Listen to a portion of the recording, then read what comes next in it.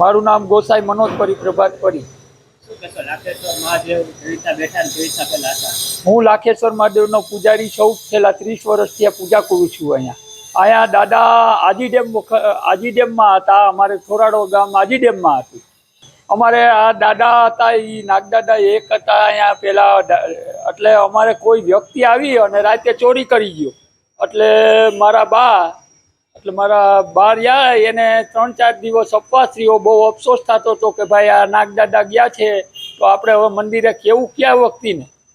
એટલે એ 3-4 દી થયા। મારા બાએ 3-4 દી મેં કે કાંઈ ખાધું પીધું નહીં અને 4-5 દી થયા। એટલે અમારે એ દાદાને ગુપ્ત રીતે અહીંયા અમારે રામાપીરનું મંદિર છે બાજુમાં, ત્યાં દિવાલે મૂકી ગયા। એટલે અમને તો કાંઈ ખબર નહીં। અમારે થોરાડામાં ટ્રસ્ટી વસરામભાઈ લીંબાસિયા રહ્યા, એના બા રતનમાં। એટલે એને કોથરો દેખેલી છે, એમાં નાગદાદા હતા। એટલે એને અહીં આવીને કીધું કે આ નાગદાદા રહ્યા એ કોથરામાં કોક મૂકી ગયું લાગે છે। એટલે અમે ગયા હતા તો નાગદાદા હતા એ કોઈ વ્યક્તિ ગુપ્ત રીતે અહીંયા મૂકી ગયો છે। ચોરી અહીંથી થાય તો અહીંથી ચોરી થાય, અહીંયા મંદિરે બધું એમનેમ જ હોય, પણ ચોરી થાય એટલે જે વ્યક્તિ લઈ ગયો હોય એ કુદરતી 5-6 દિવસમાં એ મૂકી જાય, ગુપ્ત રીતે મૂકી જાય, પણ જાહેર નથી થતો એ વ્યક્તિ।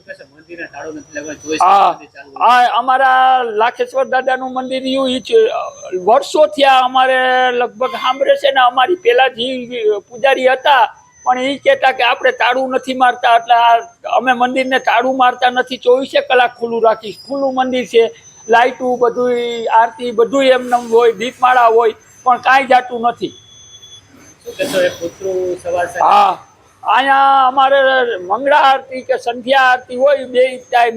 એટલે કૂતરું ગમે ત્યાંથી આવે અને માણસ જેમ આરતીમાં આવે એ રીતે અમે શંખ વગાડીશ ને ત્યારે એ હાયરો શંખની ગોઈને શંખ વગાડે છે। તમે અમારે અહીંયા પિતૃ બાપાનો ઓટો, પિતૃ હે ત્યાં ઓટો છે, એ સામે આવી અને દાદાને શંખની જેમ વગાડે છે શંખ।